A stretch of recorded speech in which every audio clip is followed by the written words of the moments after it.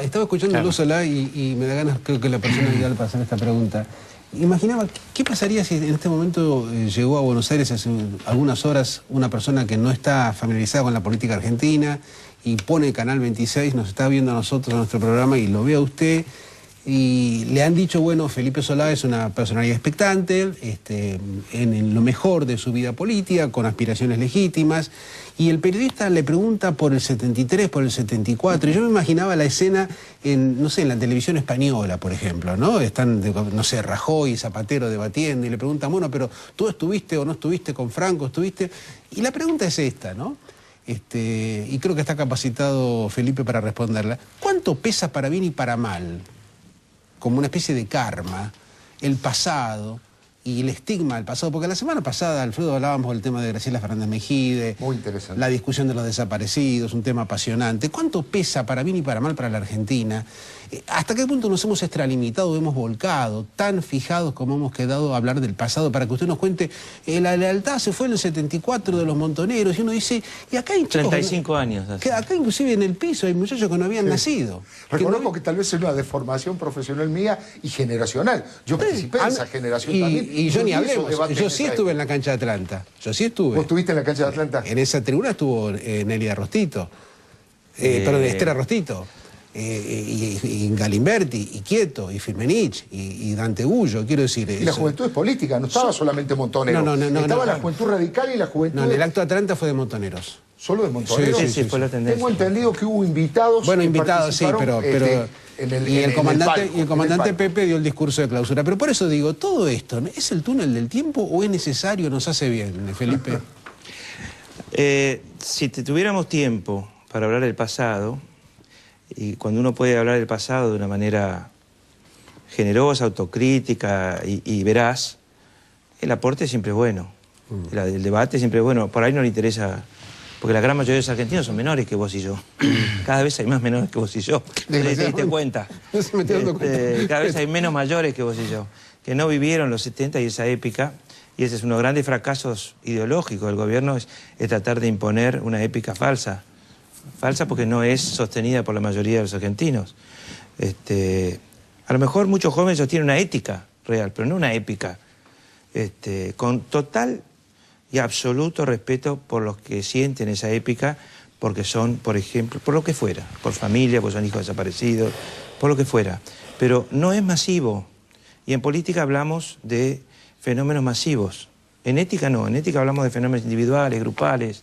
En política hablamos sobre todo de fenómenos masivos. No es masivo, el gobierno fracasó en su intento de imponer una épica, alguien podría decir una estética, y me parece que el fracaso se consolida en estas elecciones recientes. Cuando en el conurbano bonaerense se gana por 3,4 puntos, teniendo todo el poder, a una fórmula absolutamente impensada y nueva, la que constituimos con de Narváez, y me parece que es el fracaso de ese intento de volver tardíamente, a raíz del conflicto con el campo, a instalar conceptos ideológicos que están perimidos, no perimidos de su intención ética, sino perimidos como metodología para gobernar. Perimidos como base de un plan de gobierno para el futuro. Y todos tenemos la obligación de mirar al futuro. Por eso, cuando bueno, ¿cuál es la épica? Tendría sentido hablar del pasado si hubiera tiempo, pero hay tantas cosas para hablar del futuro. Te quiero preguntar algo, porque el peronismo se debate. Estuviste con Duhalde. Y aparentemente hay una contradicción. El peronismo con el PRO y el peronismo que es suficientemente autosuficiente y se renueva. ¿Es un camino, dos? Si vos no tenés otro camino, tenés derecho de tomar lo que Juan Perón decía, que es el bastón de mariscal que tenés en la mochila, y decidir o que te conducís vos o quién te conduce. En este caso, no elegí quién me conducía, sino me conduje yo. A los 59 años y haciendo variar la experiencia, bien o mal, es una cuestión que dirá el tiempo o los de afuera, no yo. Yo no estoy para posiciones testimoniales solitarias, sino para jugar el juego del poder, es decir, buscar, digamos, posiciones que sean masivas, que sean importantes. Y Nosotros quisimos, yo quise y muchos otros quisieron, que el peronismo de la provincia de Buenos Aires, a la cual conozco muy bien al cual conozco muy bien ese peronismo, tuviera otra opción que no fuera la kirchnerista donde votar, y no la tenía. Y al ir de número 2 con Francisco Narváez, además de mostrar que estaba dispuesto a jugar fuerte con tal de ir por esa parada, le dimos un lugar a ese peronismo. Y a mucha otra gente que no es peronista, obviamente. Y ahora en el 2011 ese peronismo capta al peronismo, digo, Reutemann, las figuras que de alguna manera se candidatean por el PJ. Este es un momento de incertidumbre, como ha habido muchos momentos, y de extraña reflexión. Unas elecciones complicadas, complejas en su resultado, que arrojan un claro perdedor, pero no arrojan un claro ganador. Más allá de que nosotros nos sentimos ganadores y sentimos que por algo somos ganadores en la provincia, pero no hay un claro ganador nacional, para nada. Unas elecciones que hacen que muchos puedan decir que ganaron, aún integrando listas perdedores, como los intendentes del conurbano, por ejemplo, que en su gran mayoría, creo que 2 solamente han perdido sus consejos deliberantes, claro, ganaron por mucho menos que pensaban, pero ganaron. Es decir, hay victorias pírricas, pero son victorias. Es decir, eso hay que ver la realidad tal cual es, y no como queremos que sea.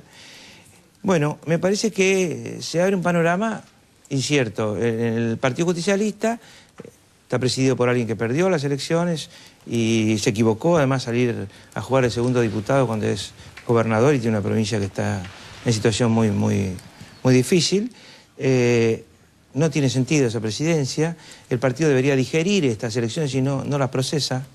No se animan a procesar a los gobernadores, ni siquiera a los gobernadores ganadores.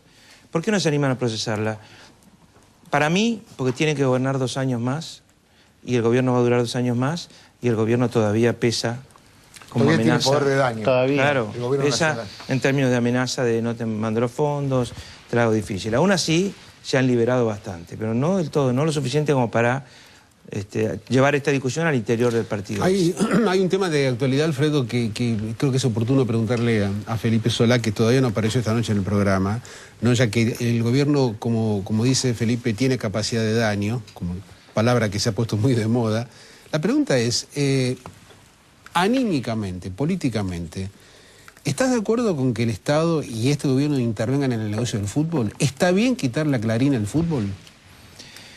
No, lo que está mal es hacer que cada acto de gobierno sea parte de una lucha política contra una empresa, contra un sector, contra un grupo, y actuar siempre como facción, no como gobierno. El gobierno debe estar por encima de las peleas, no eludir todas las peleas. Hay peleas que el gobierno tiene que dar. Lo que no puede estar siempre dando una pelea contra un enemigo que supuestamente es el enemigo de todos, cuando es el enemigo supuestamente del gobierno. El gobierno se asume como una facción, no como un gobierno. Este es el principal problema que instala Néstor Kirchner en su influencia sobre el gobierno de Cristina Fernández. Y en el caso es clarísimo que es una operación contra un grupo. ¿El caso del fútbol? Absolutamente. Es clarísimo que es una operación contra un grupo. Es clarísimo que se va a usar mucha plata cuando esa plata se podría usar con otros fines, ¿no es cierto? Hay 3.500 nuevos pobres por día, según los buenos analistas privados, porque el análisis público ya no existe en este caso, está viciado en nulidad, como es el del INDEC. 3.500 nuevos pobres por día. Hay indicios gravísimos del tema de la pobreza. Muchos creen que se trata de hablar de ella solamente para autolimpiarse o blanquearse. Acusación que yo hice del presidente de la ciudad rural cuando habló de la pobreza en esa forma, porque me pareció que era un poco impúdico. Ahora, de paso cañazo. Lo que quiero decir es que esta batalla, es mentira que es una batalla para que todos puedan ver fútbol. Es una parte más, una etapa más de una guerra que Kirchner tiene con un grupo y que es una guerra del ser, una guerra propia. No es la guerra de todos, para nada. Entonces, los actos de gobierno, ¿hasta cuándo van a ser siempre enfrentar a alguien que está en algún lugar y que a veces no es una guerra de ideas, gran masa? No es una guerra de ideas, digo, cuando ellos pueden decir, bueno, nosotros somos confrontativos porque el grupo Clarín expresa algo negativo para el país. ¿Es una guerra de ideas o es una guerra de negocios?